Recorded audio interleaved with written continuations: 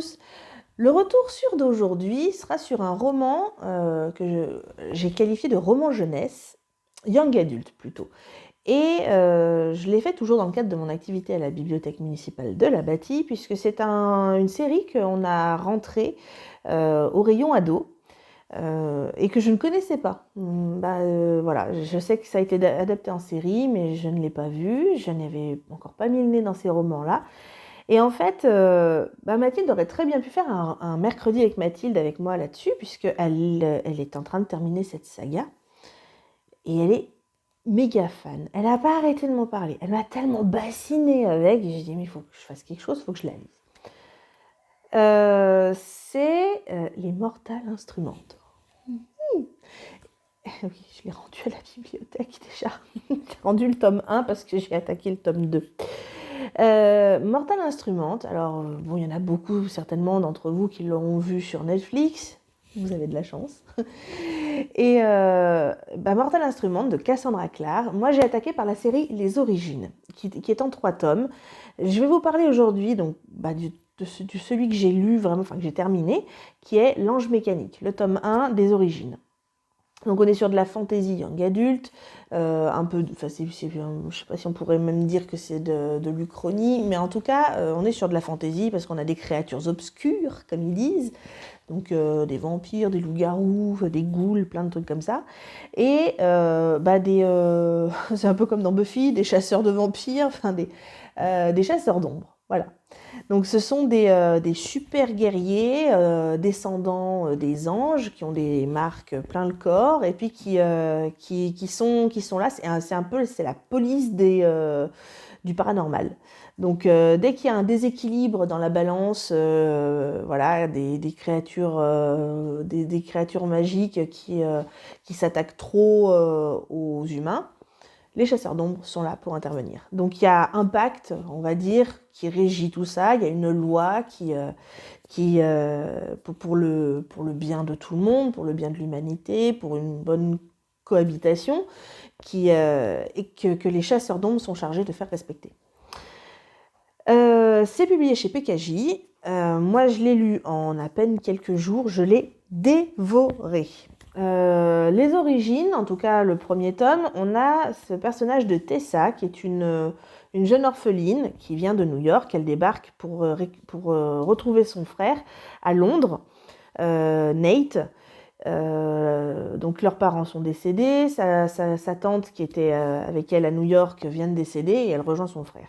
Sauf qu'à la descente du bateau, elle se fait accueillir par des gens un peu chelous. Mais du coup, elle a la preuve, ils fournissent la preuve qu'ils sont avec Nate, qu'ils sont envoyés par son frère, et donc, même s'ils sont un peu chelous, un peu glauques, un peu moches, elle y va. Et puis elle aurait mieux fait de s'abstenir parce qu'elle tombe sur 2 sorcières avec les sœurs noires qui vont l'emprisonner et qui vont la forcer à développer un pouvoir magique qui lui permet de changer son apparence, mais en même temps de rentrer dans la tête de la personne dont elle prend l'apparence. Et elle n'avait pas conscience qu'elle avait ce pouvoir-là. Elle pense qu'elle l'a développé grâce aux 2 sorcières.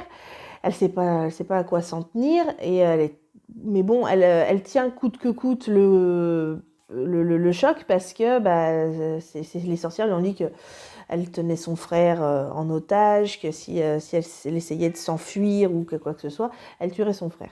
Et finalement, un chasseur d'ombre va venir la délivrer. Et là, ça va être le début d'une super aventure. Franchement, il y a plein de rebondissements, il y a plein de trucs. C'est génial parce que du coup, ça s'arrête pas une seule seconde dans ce roman. Donc elle est délivrée par un chasseur d'ombre qui est très beau, ténébreux, trop balèze, trop fort, trop tout. Et vous allez comprendre on va verser un peu dans la romance par moment. Et du coup, il l'emmène avec elle, et il la sauve. Et puis grâce au chasseur d'ombre, elle va finir par apprendre un petit peu plus sur ce qu'elle est, sur ses pouvoirs magiques, et puis sur ce monde qu'elle ne connaissait absolument pas. Et elle leur demande de l'aide aussi pour retrouver son frère, bien entendu. Je vous en dis pas plus sur l'intrigue parce qu'il faut vraiment que vous le lisiez et puis vous allez voir c'est addictif. Je sais plus si je vous l'ai déjà dit. La drogue c'est pas bien. Mais la drogue livresque, allez-y, c'est de la bonne. Et là, c'est une super série. Franchement, allez-y à fond. Moi, je n'ai pas pu m'arrêter de la lire, franchement. C'est complètement addictif. Les personnages sont hyper attachants. On a l'impression de vivre l'aventure avec eux. Ils sont même attirants parce que moi, personnellement, j'ai eu l'impression de les voir, ces personnages, ces beaux chasseurs d'ombre. Ouah, franchement, j'ai craqué. Je me suis fait un punaise de film dans ma tête. C'est un truc de malade. L'intrigue est hyper bien ficelée. On n'est pas que dans le... Voilà, je ne vais pas que tirer la langue devant des beaux garçons qu'on me décrit dans le livre. C'est que l'intrigue, elle est hyper prenante. Il y a énormément de rebondissements, il y a énormément d'aventures, il y a énormément de mystères du personnage de Tessa, de son frère, autour de tout ça. Franchement, c'est très malin. Ça a été fait avec une grande intelligence. Vous avez peut-être entendu le chat qui monte et qui descend, vous le voyez. C'est mon chat. Euh, on a vraiment dans ce roman et dans cette saga, du coup, tous les bons ingrédients qui font une grande série de fantasy. Mais vraiment, vraiment, on a tous les éléments qu'il faut.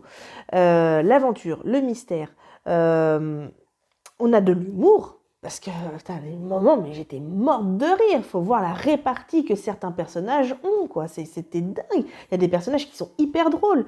On a de l'aventure. Je l'ai peut-être déjà dit, on a de l'amour aussi, parce qu'on a vraiment des personnages qui, on voit, ils se tournent autour, ils se cherchent, enfin, vraiment. Et puis de la fantaisie, bien entendu, parce que on a des créatures magiques, fantastiques, voilà. Franchement, il y a tout ce qu'on aime dedans. Vous aurez compris, je lui ai mis 5 étoiles sur 5. Si j'avais pu lui mettre, je lui aurais mis 10 étoiles sur 5. Franchement, j'adore. Donc 3 tomes sur la série des origines, il y en a 6 sur la série Mortal Instrument à proprement parler, et il y a encore 2 ou 3 spin-offs, donc j'ai pas fini d'en sortir, quoi. Mathilde est en train de lire, elle a déjà lu les origines, elle est en train de finir la série Mortal Instrument, et on est toutes les deux accros. Voilà, donc on n'a pas fini de vous en reparler, et en attendant, lisez.